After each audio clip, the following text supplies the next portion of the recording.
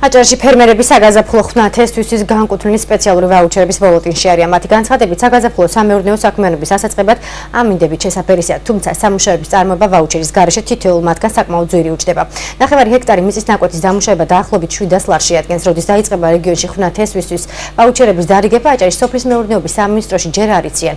პრესამსახურის ცნობით, ამ დროისთვის მონაცემები ზუსტდება. საქართველოს სოფლის მეურნეობის მინისტრის დავით კირვალიძის განცხადებით, საგაზაფხულო ხვნათესთვის სამუშაოებისთვის 600.000 მცირე ფერმერი მთავრობისგან სპეციალურ ვაუჩერს მიიღებს. თითო ჰექტარზე ფერმერს 2 ფასიანი ვაუჩერი მიწის ნაკვეთის მოცულობის მიხედვით გადაეცემა.